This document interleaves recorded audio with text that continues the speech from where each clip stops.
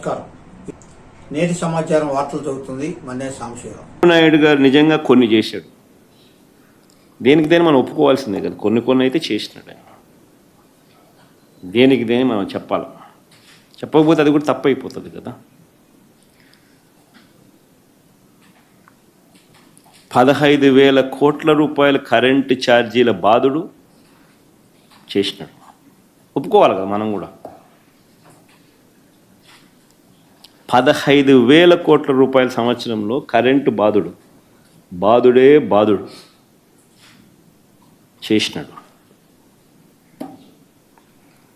Government స్కూళ్ళు కాలేజీలను చంపేసి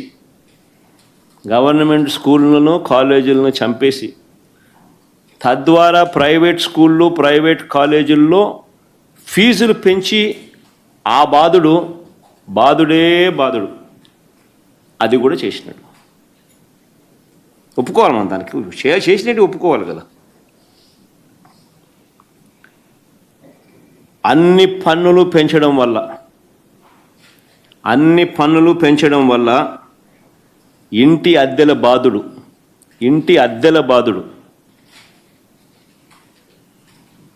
బాధుడే బాధుడు ఇది కూడా ఒప్పుకోవాలి, చేసినాడు కదా. హెరిటేజ్ కోసం అమూల్ను చంపేసి పాల రేట్ల బాధుడే బాధుడు ఇది కూడా ఒప్పుకోవాలి, చేసినాడు కదా. ఇది కూడా ఇంటింటికి రేషన్ అందించే వాహనాలు తీసేసి ఆ రేషన్ ద్వారా సబ్సిడీకే కందిపప్పు ఇచ్చే కార్యక్రమం కూడా మానేసినాడు. ఆ బాధుడు కూడా ఒప్పుకోవాలి. ఇంతకుముందు కందిపప్పులు రేషన్ 25% తక్కువ డిస్కౌంట్తో వచ్చేది. ఇంటింటికి రేషన్ అందించే వాహనాలు తీసేశాడు. ఆ రేషన్ ద్వారా అందించే పప్పులు లాంటివి ఆపేయడం వల్ల పప్పుల ధరలు బాధుడే బాధుడు అవి కూడా చేశాడు, అది కూడా ఒప్పుకోవాలి. ఇలా అన్ని రకాలుగా బాధుడే బాధుడు కార్యక్రమానికి మొదలుపెట్టాడు. ఈ సంవత్సర కాలంలో ఏకంగా ఈయన తీసేసిన ఉద్యోగాలు ఎన్నో తెలుసా? 3 లక్షల పైచులకు ఉద్యోగాలు తీసేశాడు. కొత్త ఉద్యోగాలు ఇవ్వడం కదా దేవుడు ఎరుగు, ఉన్న ఉద్యోగాలు దాదాపుగా 3 లక్షల పైచులకు ఉద్యోగాలు పోయాయి. 2,60,000 వాలంటీర్ల ఉద్యోగాలు హుష్కాకి. ఈ రేషన్ బండ్లు నడిపేవాళ్ళు, వాళ్ళకొక హెల్పరు, బండి డ్రైవరు, 9,200 బండ్లు, ఓ డ్రైవరు, ఒక హెల్పరు, ఒక 20,000 ఉద్యోగాలు హుష్కాకి. ఈ మొబైల్ డిస్పెన్సింగ్ యూనిట్లో పనిచేస్తూ ఉన్న ఈ డ్రైవర్లు, ఈ హెల్పర్లు, ఎండియూలు, ఒక 20,000 ఉద్యోగాలు హుష్కాకి. బ్రేవరేజెస్ కార్పొరేషన్లో పనిచేస్తూ ఉన్న మరో 15,000 మంది అవుట్సోర్సింగ్ ఎంప్లాయీస్, వాళ్ళు హుష్కాకి. ఇంకా ఫీల్డ్ అసిస్టెంట్లు, వాళ్ళు ఇల్లు, నేను చెప్పాల్సిన పనులు అన్నీ కలుపుకుంటే 3 లక్షల పైచులకే ఉద్యోగాలు హుష్కాకి ఈయన వచ్చిన తర్వాత.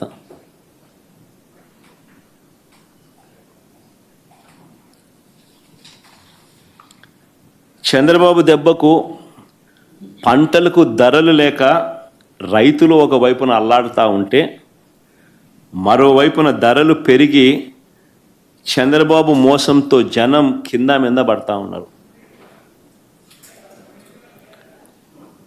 ఒకవైపున ప్రజల పరిస్థితి ఈ మాదిరిగా ఉంటే, రెండో వైపున గవర్నమెంట్ ఉద్యోగస్తులకు ఏమైనా మేలు జరిగిందా అంటే అది లేదు, అది శూన్యమే. అది ఒక మోసమే. వస్తూనే అయ్యారిస్తానన్నాడు, అది పాయే. ఉన్న పిఆర్సీని రద్దు చేశాడు, కొత్త పిఆర్సీని ఇంతవరకు వేయలా.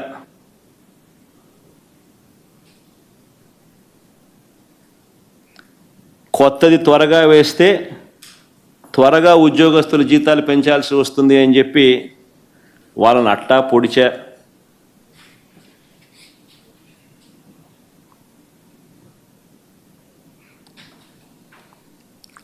3 డిఏలు పెండింగ్ ఇప్పటికే.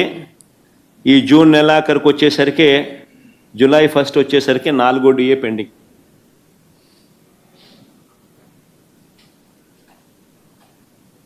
నాలుగు డిఏలు పెండింగ్ ఈ జూలై 1వ తారీఖు వచ్చేసరికి. వైఎస్ఆర్సీపీ ప్రభుత్వంలో మనం ఎంప్లాయీస్కి మంచి చేస్తూ ఎన్పిఎస్ను తీసేసి గ్యారంటీడ్ పెన్షన్ స్కీమ్ తీసుకొని వచ్చి మనం ఎంప్లాయీస్కి మంచి చేస్తే దానిని తీసి ఓపీఎస్ తీసుకొస్తానన్నాడు. అక్కడ వెన్నుపోటు పొడిచా.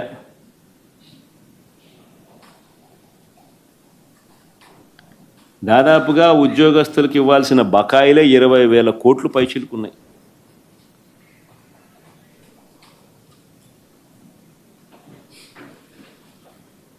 ఎవరైనా అడిగితే తోకలు కత్తిరిస్తా అంటాడు, భూస్థాపితం చేస్తామంటాడు.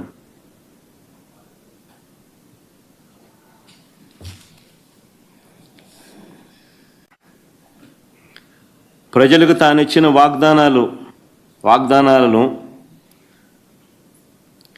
ఎగవేయడానికి మాత్రం తాను తన ఎల్లో మీడియా ఇద్దరూ కూడా రకరకాల స్కెచ్లు వేస్తారు.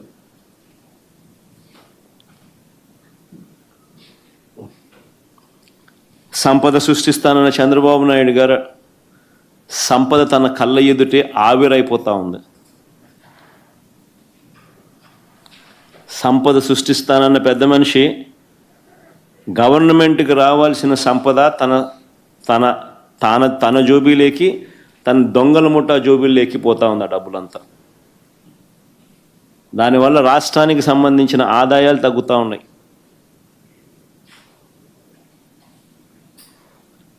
సంపద సృష్టికత దేవుడు ఎరుగు, సంపద ఆవిరి కనిపిస్తూ ఉంది. ఆ స్లైడ్స్ ఏమో ఒకసారి. ఫిజికల్ డెఫిసిట్ టు జిఎస్డిపి అంటే రాష్ట్ర స్థూల